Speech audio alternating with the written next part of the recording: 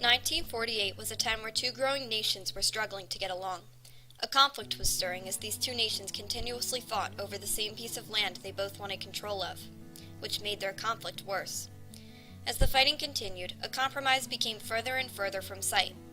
This is Palestine and Israel, the story of a tragic conflict with no real compromise. After World War II, the United Nations created the Jewish state of Israel, causing conflict between Palestinians and Israelis, which has created a constant struggle to find a peaceful compromise and resolution to their differences. Zionism was the belief in the creation of a Jewish nation. This movement for a Jewish homeland was originally established in 1897 and led by Theodor Herzl and then Chaim Weizmann. This idea of Zionism continued through both World War I and World War II. The Zionists wanted to find a place to practice freedom of religion in peace because of all the challenges they faced in World War II. Jews had to go through the Holocaust and Kristallnacht. Many countries felt they deserved their own safe place where they could worship their religion freely. Other nations believed it was wrong for the Zionists to take land already inhabited by the Palestinians, and did not want them to take the land already controlled. The Palestinians were a group of Arabs that claimed a region of land in the Middle East. At this time, Palestine was controlled by the British, like many other Middle Eastern countries in the late 1800s and early 1900s. In the hope of returning their religious land to make a new homeland, the Jews were immigrating to Palestine in huge numbers. Tension between the two groups drastically increased. Eventually, the conflict over Jewish immigration got to be too large, and the newly created United Nations knew they had to do something to fix the problem. The immigration of the Zionists to the state of Palestine was not appreciated by the citizens of Palestine along with the United Nations, and caused a foundation of conflict between the two groups to form. The United Nations released an article in the press explaining their view on the creation of the Jewish homeland for the Israelis. Palestine was part of the Ottoman Empire, subject to its rule of law. The great majority of its population was composed of Arabs, with a small minority of Jews, enjoying all rights alike with all the remaining citizens. Never were they, as minority, the subject of any discrimination on the account of their creed. United Nations. This quote states that the United Nations wanted to put everything back to the way it was before the Jews came into the country. They thought that it was wrong for the Jews to take the Palestinians' land. Many people around the world chose sides about who was right about the ownership of the land. To deal with the conflict over the land, the United Nations decided to make a plan. They would split Palestine so that the Zionists and the Palestinians both had a homeland. The plan gave the Zionists 56% of the land and the Palestinians 43% of the land. While the United Nations and the Zionists thought that this was a compromise that would satisfy the conflict, the Palestinians thought the opposite. They felt that it was unfair that the Jewish people were gaining land from their state, and were unsatisfied with the United Nations plan. What seemed as a compromise, a plan made by the United Nations to split Palestine, only led to an increase of conflict. The UN accepted the plan for Palestine in November of 1947 after a vote. This was extremely important to both the Israelis and the Palestinians. However, the vote impacted them each differently. The New York Times described the feelings of the Palestinians regarding the plan to partition Palestine by saying, "The walkout of the Arab delegates was taken as a clear indication that the Palestinian Arabs would have nothing to do with the Assembly's decision."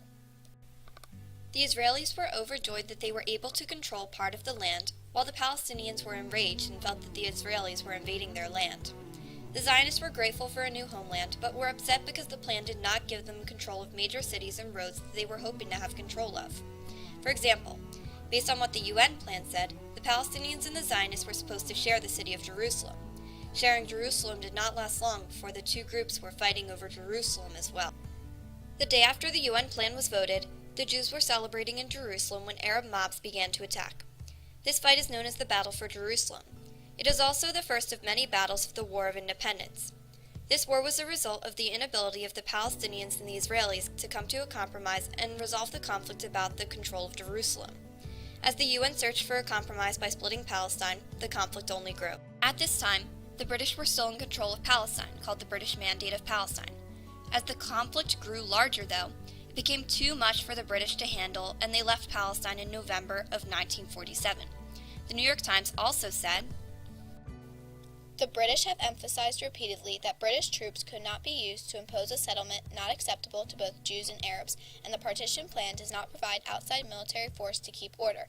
Instead, it provides for the establishment of armed militia by the two nascent states to keep internal order."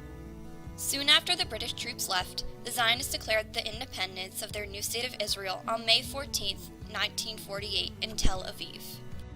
The state did not come into existence on that great day of May 14, 1948. Nor was it the 650,000 Jews who lived in the country on that great day who established it. After Israel announced their independence, the Soviet Union and the U.S. recognized Israel as a state within minutes. However, Israel's surrounding nations disagreed. The Declaration of the State of Israel declared that they were going to have a Jewish state based on freedom, justice, and peace. Within the document, they also said that they hoped to remain in peace with the Arab people. The two states had very different feelings about the creation of the Israeli state, which caused further tension between the two. In a letter to her mother, father, and Naomi, Zipporah Porath, who served as a medic in the Israel Air Force, recalls the day when Israel declared its independence. She discusses the parade of soldiers that lined the street and how she watched them from the rooftop of a hospital.